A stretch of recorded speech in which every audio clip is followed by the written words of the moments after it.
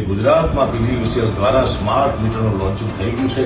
આના વિશે અબૂત માણસો એવી અફવા ફેલાવે છે કે તમને આમ નુકસાન થશે, આમ નુકસાન થશે, પણ એક જાગૃત નાગરિક તરીકે તમને કહું છું કે સ્માર્ટ મીટર આપણા બધા માટે આપણા હિતમાં છે। એટલે તમે મોટા ભાગના કલાકારો ભાજપના આ સરકારની મોટી મોટી કંપનીઓના ગલુડિયા કરીને થઈ ગયા છો।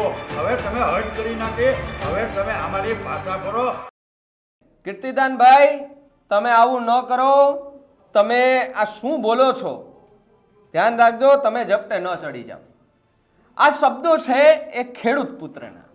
જી હા, મહુવાના એક ખેડૂતનો વિડીયો મારી પાસે આવ્યો કે જેમાં કીર્તિદાન ગઢવી લોકગાયક કલાકાર છે, એમને આડે હાથ લેતા અને ધમકી આપતા જોવા મળ્યા।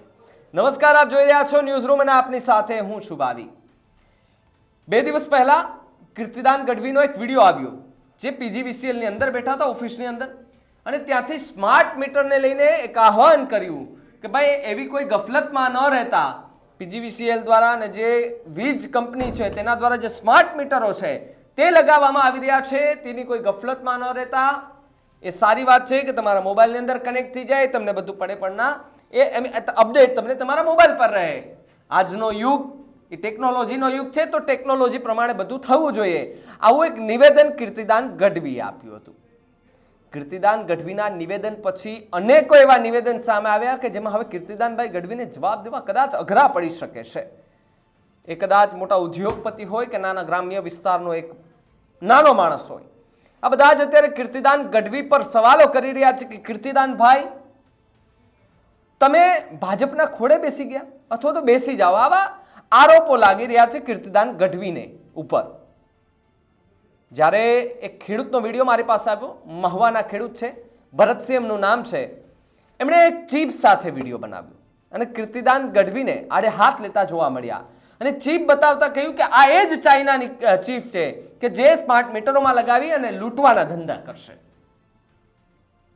પેલા બંને પ્રતિક્રિયા સાંભળો 50-50માં કે જેમાં તમને ખબર પડશે કીર્તિદાન ગઢવીએ શું પ્રતિક્રિયા આપી હતી ને હવે એમને ગુજરાત રાજ્યની જનતા અને ખેડૂતો શું જવાબ આપી રહી છે। પીજીવીસીએલની મેં મુલાકાત લીધી, મને જાણવા મળ્યું કે ગુજરાતમાં પીજીવીસીએલ દ્વારા સ્માર્ટ મીટરનું લોન્ચિંગ થઈ ગયું છે। આના વિશે અબૂત માણસો એવી અફવા ફેલાવે છે કે તમને આમ નુકસાન થશે, આમ નુકસાન થશે, પણ એક જાગૃત નાગરિક તરીકે તમને કહું છું કે સ્માર્ટ મીટર આપણા બધા માટે આપણા હિતમાં છે। એમાં જરાય ગફલતમાં રહેશો નહીં, કોઈ પણ ખોટી અફવાઓથી દૂર રહેજો। અને સ્માર્ટ મીટર તમારા મોબાઈલથી પણ કનેક્ટ છે। મોબાઈલ સ્માર્ટ થઈ ગયો, તમે સ્માર્ટ થઈ ગયા, દુનિયા આખી સ્માર્ટ થઈ ગઈ, તો આપણું મીટર કેમ સાદું રહેવું જોઈએ? એટલા માટે તમને કરબદ્ધ પ્રાર્થના કરું છું કે તમે જાગૃત નાગરિક તરીકેની ફરજ બજાવો અને સ્માર્ટ મીટર અપનાવો, કારણ કે એનું કનેક્શન તમને તમારા સીધા મોબાઈલમાં તમને જોવા મળશે। તમે કેટલા યુનિટ વપરાયા છે, કેટલો બિલ થાય, બધો હિસાબ તમે સાચો કરી શકશો।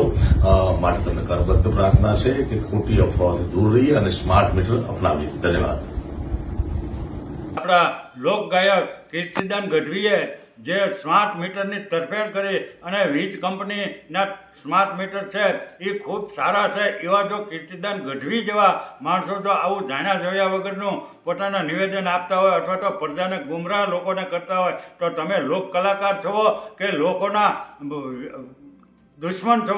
આ અમારી પાસે ચોખ્ખો પુરાવો છે। કીર્તિદાનભાઈ ગઢવી, તમે ઓફિસમાં પીજીવીસીએલની ઓફિસમાં બેસીને નિવેદન આપેલું છે અને જે સ્માર્ટ મીટરની અંદર ચાઇનાનું જે સર્વર ફિટ થવાનું છે, આખી ચાઇનાની કંપની આ બનાવીને કરવાની છે।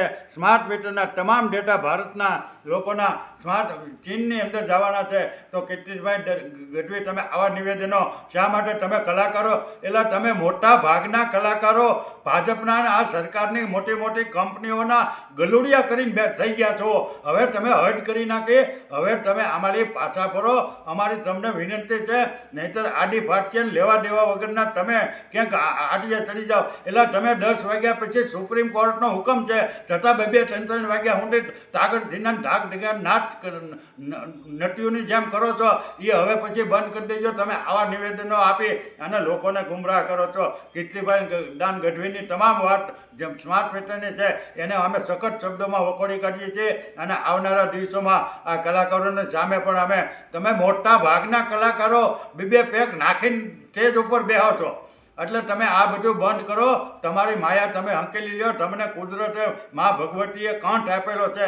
તમે કોઈ તમારા શક્તિથી તમારી તાકાતથી કાંઈ કરતા નથી. તમને કુદરતી કંઠ છે. તમે કુદરતી રીતેથી એનો ઉપયોગ કરો. બાકી આવા સ્માર્ટ મીટરના અને તમે ભાજપની તરફેણ કરો, અમને કાંઈ વાંધો નથી. તમ તારે ભાજપના ખોળે બેસી જાઓ તમે બધા કલાકારો, પણ પ્રજાનું કાંઈક હિત જોવો, પ્રજાનું કલ્યાણ થાય એવું કામ તમે કરો. તમે એકલી ભાજપની વાહવાહી કરોમાં ભાજપ એટલે કાંઈ આ દુનિયાનું કોઈ સમ્રાટ થઈ ગયા એવું તમે સમજતા નહીં. ગમે ત્યારે ગમે તું ભાજપ સારું છે એની સામે અમને કાંઈ વાંધો નથી, પણ તમે એકલી ભાજપની જ વાહવાહી કરો એટલે તમે શું સમજો છો? આ સ્માર્ટ મીટરની તમે તરફેણ કરી છે એનો અમે કીર્તિદાનભાઈની સામે સર્જવાતોડ જવાબ આપવા તૈયાર થઈ. જય હિન્દ, જય ભારત. તો જે રીતે સ્માર્ટ મીટરનો મુદ્દો ફરી એકવાર ચર્ચામાં આવ્યો છે અને ચર્ચામાં લાવવાનું કારણ એ છે એક વ્યક્તિ કે જે છે લોકગાયક કલાકાર કીર્તિદાન ગઢવી. કીર્તિદાન ગઢવીનો જે વિડીયો તમે જોયો ને જે સાંભળ્યા કે ગફલતમાં ન રહેતા લગાડી લેજો, સારી વાત છે, પરંતુ અમુક લોકોના એવા વિડીયો સામે આવ્યા, ઉદ્યોગપતિઓના પણ વિડીયો સામે આવ્યા કે જેમાં કીર્તિદાન ગઢવીને એવું કહેવામાં આવ્યું છે કે ભાઈ સુપ્રીમ કોર્ટનો ઓર્ડર છે કે 10 વાગ્યા સુધી ડાયરાઓ કરવાના, 10 વાગ્યા પછી બંધ, તો તમે તો 2 વાગ્યા સુધી કરો છો. તમે ભાઈ સરકારના કેમ ગલુડિયા બની ગયા છો? આવા નિવેદનો લોકો સામેથી આવી રહ્યા છે એટલે કીર્તિદાન ગઢવી પ્રત્યે હવે લોકોમાં આક્રોશ જોવા મળી રહ્યો છે. એટલે કીર્તિદાન ગઢવીને કદાચ હવે જવાબ દેવા પણ અઘરા પડી શકે છે, કારણ કે આ આક્રોશ છે તે દિવસે ને દિવસે વધતો જઈ રહ્યો છે. ગઈકાલે 2-4 લોકોના વિડીયો આવ્યા હતા, આજે 10 થી 12 લોકોના વિડીયો સામે આવ્યા કે જેની અંદર કીર્તિદાન ગઢવી પર સવાલો ઉભા થયા છે ને પ્રશ્ન પૂછી રહ્યા છે કે તમારા ઘરે પણ તમે આજ લગાડશો? આવા સવાલો અત્યારે લોકો કીર્તિદાન ગઢવીને પૂછી રહ્યા છે. ત્યારે આ સ્માર્ટ મીટરનો મુદ્દો છે તે ફરી એકવાર ચર્ચામાં આવ્યો છે અને ચર્ચામાં આવતાની સાથે જ એક કલાકાર પણ ચર્ચામાં આવ્યા છે કે જેણે આ સ્માર્ટ મીટર મુદ્દે નિવેદન આપ્યું છે. ખેડૂતોની પ્રતિક્રિયા પર તમારું શું માનવું છે ને કીર્તિદાન ગઢવીએ જે પ્રતિક્રિયા આપી, જે સ્માર્ટ મીટર મુદ્દે બોલ્યા, એને લઈને તમારું શું માનવું છે અમને કમેન્ટ કરીને ખાસ જણાવજો. જોતા રહેજો ન્યૂઝ રૂમ. નમસ્કાર.